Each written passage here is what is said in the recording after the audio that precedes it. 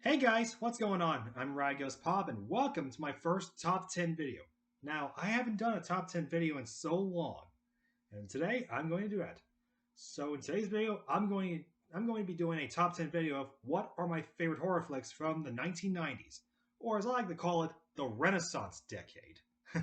Yeah, because the Renaissance decade was pretty much a renaissance for theaters and cinemas at the time.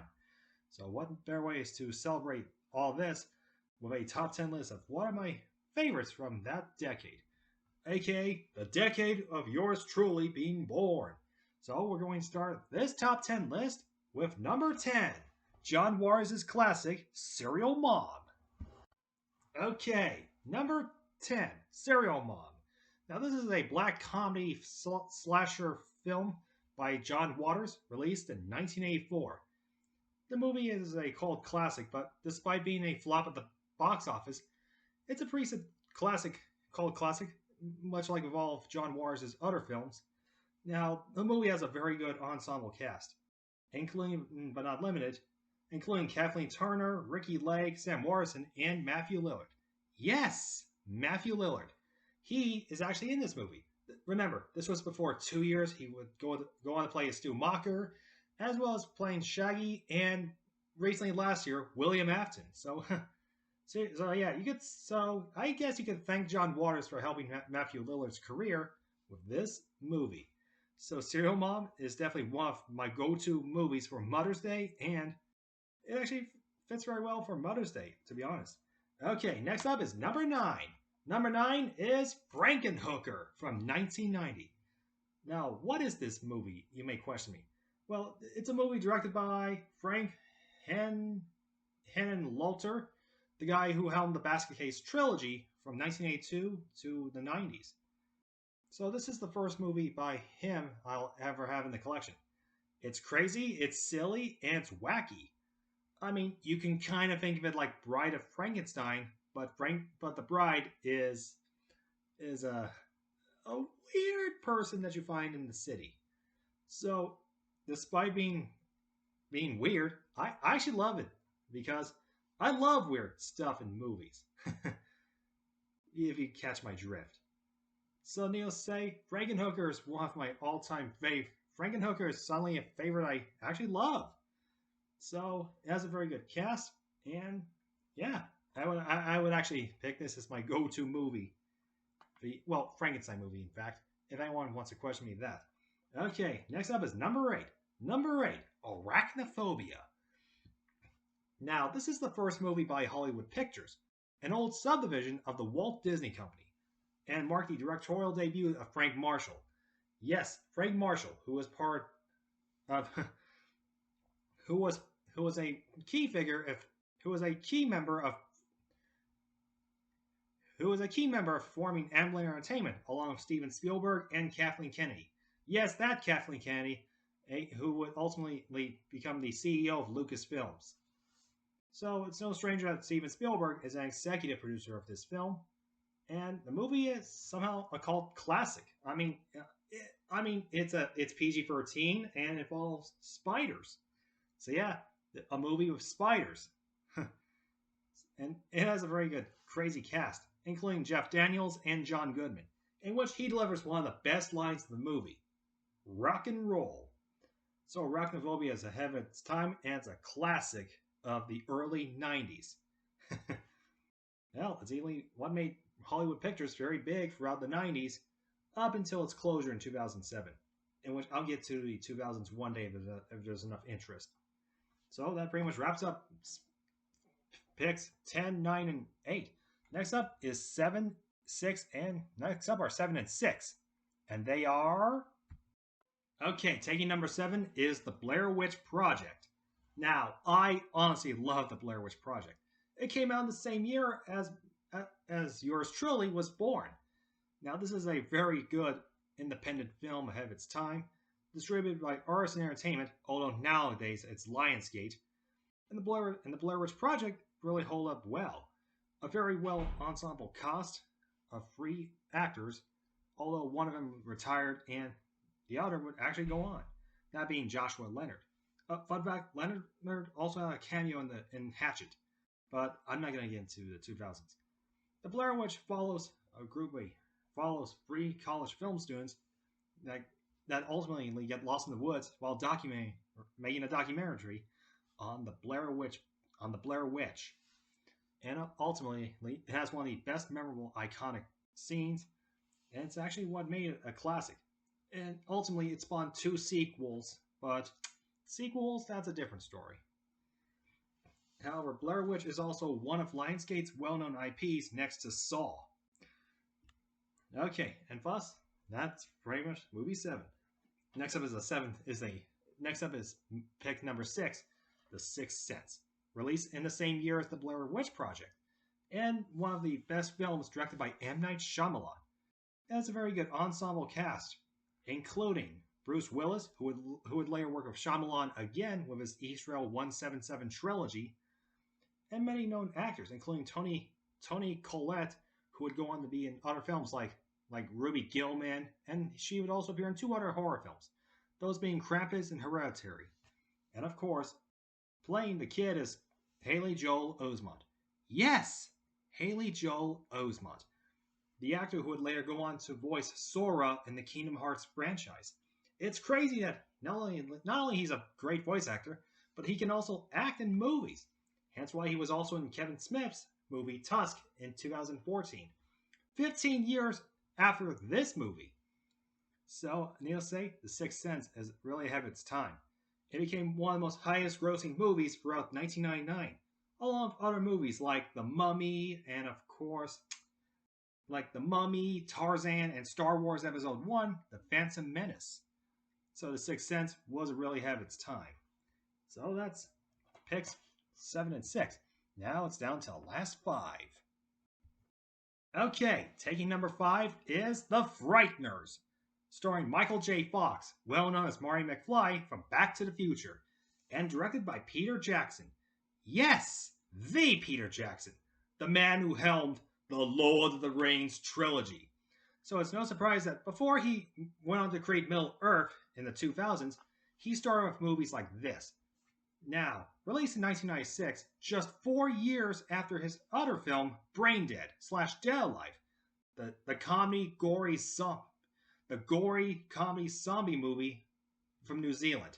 I haven't gotten around to watching it, but it could be a fun addition to my collection, unless if I can find 2 ways: a Blu-ray or when it's out on Ultra 4K. And it's on with this movie. So, this one follows so the movie follows Frank Bannister in a small town, a ghostbuster of a small town. So despite the movie being given a PG-13 rating, Jackson tried to control using a lot of gore effects, much like his other works, much like with Brain Dead / Dead Alive. Now the movie has some other noticeable actors, namely R. Lee Ermey making a cameo as a ghost, known as Sergeant Hills, a nod to his role in Full Metal Jacket. Fun fact, Ermey would also appear as Sheriff Hoyt in the 2003 Texas Chainsaw Massacre reboot. So there's other known celebrities like D. Wallace Stone and Jake Busey. Fun fact, Jake Busey would appear in The Predator, the 4th installment of the Predator film franchise, in which Jake Busey's actually Gary Busey's son. So, yeah. And honestly, this movie is ahead of its time. Wish I would update this list one day to have Brain Dead on there. And thus, that's selection 5. Next up is my 4th pick. Okay, taking the 4th spot is Jurassic Park. I know a lot of you may go in the comments and say, what? Jurassic Park? But Jurassic Park is not a horror movie. Well, actually, I'm going to call you all out and disagree of what you might say. Jurassic Park does kind of qualify as a horror movie. Well, actually horror adjacent. I mean, it's got dinosaurs chasing and eating people. So, based on a well-known novel by Michael Crichton, the movie itself was produced by Amblin Entertainment and directed by our Lord himself, Steven Spielberg. Yes, Steven Spielberg. The second time he's directed a movie since Jaws back in '75. So it follows a lot of archaeologists heading to an island in which the man who would call it Jurassic Park. The movie was so good, it actually grossed, get this, $1 billion. Yes, this is the only movie to date to gross out $1 billion. Well, for at least 4 years until it was outbeaten by Titanic in '97. So Jurassic Park is a classic movie ahead of its time, and it's still talked to this very day.